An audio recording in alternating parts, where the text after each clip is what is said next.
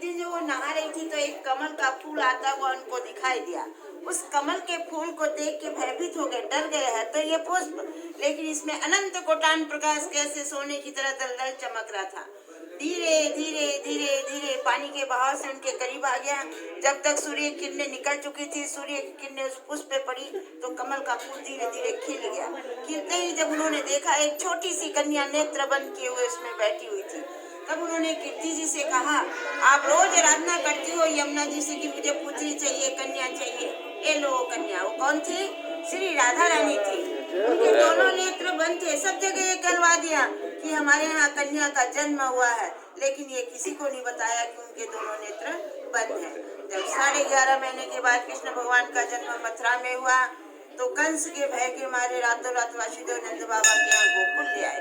फिर नंद बाबा ने सब जगह निमंत्रण भेजा, सब गोप ग्वालों को बधाई के लिए। सब गोप ग्वाल वहाँ बधाई देने के लिए पहुंचे। यहाँ से विष भानु जी कीर्ति मैया गई, गोद में राधा जी थे। जैसे वहाँ पहुंचे तो श्याम सुंदर पन्ना में झूल रहे थे, तो घुटनों के बल राधा उनके करीब जाकर बैठी। पलट कर कृष्ण ने राधा को देखा और राधा ने कृष्ण को देखा। जब उनके दोनों नेत्र खुले, कंस के भय के मारे तो उनको वहां ले गए। कंस वहां भी पहुंच गया, कभी पुतना को भेज रहा, कभी मरकासुर, कभी वरकासुर को भेज के काफी भूचाल मचा दिया।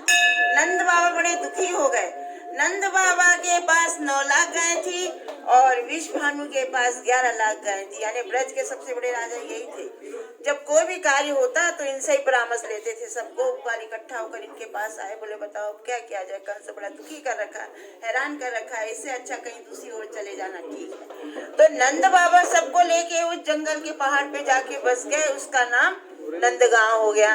बीज भानु जी कीर्ति मियाँ से बोले, मेरा मित्र चला गया, अपन यहाँ अकेला क्या करेंगे। हो सकता है कंस अपने को भी परेशान करेगा। तो राधा जी और कीर्ति जी को लेके उस पहाड़ पे जाके बस गए।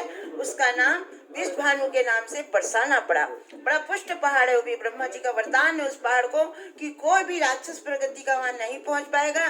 जो भी जाएगा वो पत्थर बन जाएगा। इसलिए विष भानु वहाँ जाके बस गए। उसका नाम विष भानु के नाम से बरसाना पड़ा। असली राधा जी का जन्म स्थान रावल पुराना बरसाना यही है। यहाँ बाल स्वरूप सेवा होती है, इसलिए इनको लाडली लाल के नाम से पुकारा जाता है। राधा रानी थोड़ी बड़ी हो गई, जब उनको बरसाने में ले गए तो वहाँ उनको किशोरी जी के नाम से पुकारते हैं। ये जो आप विग्रह देख रहे हैं ऊपर वाले जुगल जोड़ी सरकार, ये कोई बाजार की मूर्ति नहीं है जो लाके यहाँ पधरा दी गई है। ये नीचे वाले जो छोटे स्वरूप हैं वो हमारे पूर्वजों की सेवा है। हमारे पूज्य परमानंद जी व्यास राजस्थान जोधपुर से आके यहाँ यमुना के किनारे काफी वर्ष तक उन्होंने तपस्या की थी। जब श्री जी ने उनको दृष्टांत दिया था कि मैं करील के वृक्ष के नीचे हूँ, मुझे निकालो। बोले मैया ये तो यमुना का किनारा है, करीली करील टैटी टैटी का पेड़ है, आप कौन से करील में विराजमान हो रही हो। तो बोले एक श्यामा गैया आएगी जहाँ चारों स्तन से दूध की धार देगी, उस जगह खुदाई करना। वो तपस्या में लीन मन में विचारे तो जमुना का किनारा है, गाय चढ़ते रहती, उन्होंने कोई ध्यान नहीं दिया। जब श्री जी ने दृष्टांत दिया उस गैया का उन्होंने ख्याल रखा।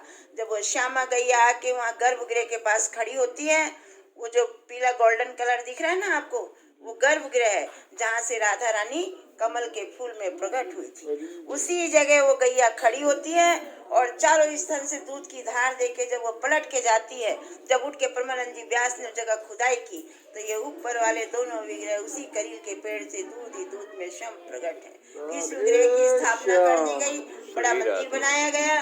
वही पेड़ आज गर्भगृह के ऊपर है, उसके नीचे जड़ नहीं है, ऊपर ही जड़ है, राधा कृष्ण के स्वरूप में है। वहाँ जो भी दुख तकलीफ भक्ति जो भी अरदास करो वहाँ सबकी मनोकामनाएं पूर्ण होती है। बोलो लाली लाल की जय, बोलो राधा